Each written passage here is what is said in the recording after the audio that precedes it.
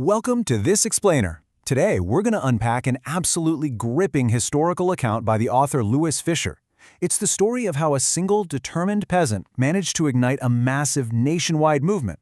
We'll be looking closely at an excerpt from Fischer's famous book, The Life of Mahatma Gandhi, to really understand the profound, game-changing events that unfolded in Champaran, India. So let's just jump right in. Here is our agenda for today. We'll start with the resolute Rajkumar Shukla, then move to the journey to Muzaffarpur. After that, we'll cover the synthetic indigo crisis, defying the authorities, a conflict of duties, and finally, the triumph of civil disobedience. Section 1. The resolute Rajkumar Shukla. So, the author Louis Fischer, who was actually visiting all the way from Philadelphia, tells us about his 1942 trip to Gandhi's ashram in Sevagram in central India. It was right there that Gandhi explained to him how he first decided to, in his exact words, urge the departure of the British back in 1917. But the real spark for this was actually lit a bit earlier, at the December 1916 annual convention of the Indian National Congress in Lucknow. Among the thousands of delegates there, this extremely emaciated sharecropper named Rajkumar Shukla approached Gandhi. He had come from Champaran, which is a district tucked right into the foothills of the towering Himalayas near the Kingdom of Nepal. Now, this guy Shukla, he was poor and completely literate, but wow, was he incredibly resolute. I mean, he relentlessly followed Gandhi everywhere. When Gandhi had an appointment in Kanpur, Shukla was right there. When Gandhi went back to his ashram near Ahmedabad, Shukla followed him there too, basically begging him to fix a date to visit his district. Gandhi was so impressed by this sheer tenacity that he told Shukla to meet him in Calcutta months later. And true to his word, when Gandhi arrived in Calcutta, Shukla was already there, patiently sitting on his haunches at the appointed spot. From there, the two of them finally boarded a train together for Patna in Bihar. Once they got to Patna, Shukla led Gandhi to the house of a lawyer who, fun fact, would later become the president of India, named Rajendra Prasad. Prasad happened to be out of town. Now, the servants at the house knew Shukla well. They knew him as this poor yeoman who was constantly pestering their master to help the indigo sharecroppers. So they let him stay on the grounds. But they took one look at Gandhi and just assumed he was another peasant. And this perfectly brilliantly illustrates the really rigid social fears of that era. You see, Gandhi was not permitted to draw water from the well, just in case a few drops from his bucket polluted the entire source. The text asks a really poignant question about this moment. How did they know that he was not an untouchable? Section 2. Journey to Muzaffarpur. Realizing that Shukla couldn't possibly impart the full, complex scope of the situation on his own, Gandhi decided he needed to stop at Muzaffarpur along the way. So he telegraphed Professor J.B. Kripalani of the Arts College, someone he had previously seen at Tagore's Shantiniketan school. When Gandhi's train pulled in at midnight on April 15, 1917, Kripalani was right there waiting at the station, accompanied by a huge body of students. Gandhi ended up staying for 2 days in the home of Professor Malkani, who was a government school teacher. Gandhi himself commented on this later, noting just how extraordinary and, frankly, how dangerous it was in those days for a government employee to harbor a man like me. In smaller localities back then, Indians were deeply, genuinely terrified to show any sympathy at all for advocates of home rule. Word of Gandhi's arrival spread like wildfire, and it quickly drew sharecroppers from all over Champaran. The local Muzaffarpur lawyers, who frequently represented these peasant groups in court, came to brief Gandhi. But when they told him about the massive fees they were charging these poor farmers, Gandhi absolutely chided them. And here is the absolutely crucial takeaway. Gandhi concluded that taking these cases to the regular law courts was doing very little good. He basically declared that when peasants are this crushed and this fear-stricken, law courts are entirely useless. The real relief for them, he realized, was to be completely free from fear. Section 3. The synthetic indigo crisis.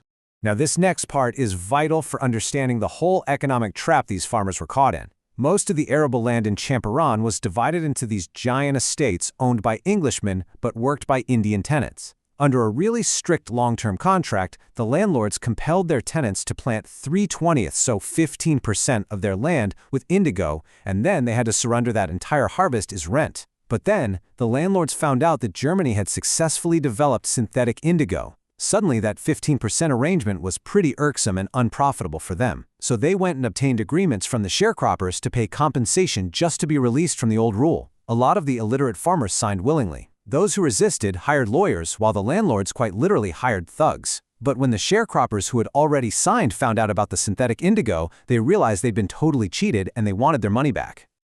Section 4. Define the authorities. Fischer notes, completely impartially, that Gandhi began this whole process by just trying to get the facts straight.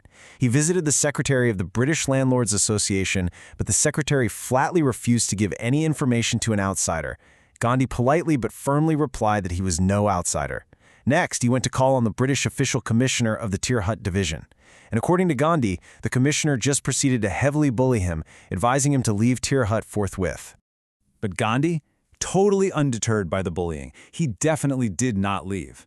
Instead, he made his way straight to Motihari, the capital of Champaran, along with several of the lawyers. When he arrived at the railway station, he was greeted by a vast multitude of people. He quickly set up headquarters in a local house and just kept right on with his rigorous investigations. Things escalate pretty quickly here. Soon, a report came in that a peasant had been badly maltreated in a nearby village. The very next morning, Gandhi started out to investigate, actually riding on the back of an elephant.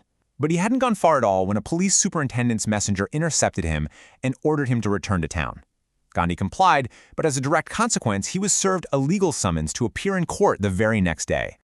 Section 5. A conflict of duties. Facing this trial, Gandhi stayed awake the entire night executing this massive, rigorous communication plan. He telegraphed Rajendra Prasad, telling him to come from Bihar with influential friends. He wired specific instructions all the way back to his ashram, and perhaps most notably, he wired a full, detailed report directly to the viceroy.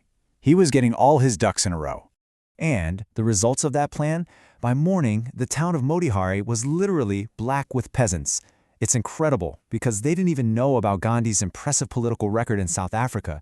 They had merely heard that a Mahatma who wanted to help them was in trouble with the authorities. They swarmed the courthouse just to seek a prop in this man. The government officials were entirely baffled and felt completely powerless. Gandhi, remaining polite and friendly, actually had to step in and help the authorities regulate the massive crowd. It was concrete, undeniable proof to the British that their might, which was hitherto dreaded and unquestioned, could indeed be challenged by Indians. Inside the courthouse, it was just as tense. The prosecutor actually asked the judge to postpone the trial because he wanted to consult his superiors, but Gandhi protested the delay and simply read a statement pleading guilty. He explained to the baffled court that he was caught in a conflict of duties. You see, he didn't want to set a bad example as a lawbreaker, but he also felt he absolutely had to render the humanitarian and national service for which he had come.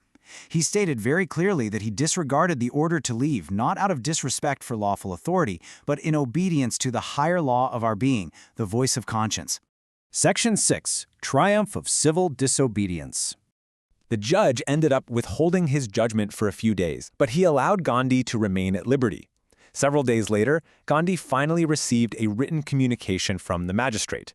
The lieutenant governor of the province had officially ordered the entire case against him to be dropped. This right here was a massive watershed moment.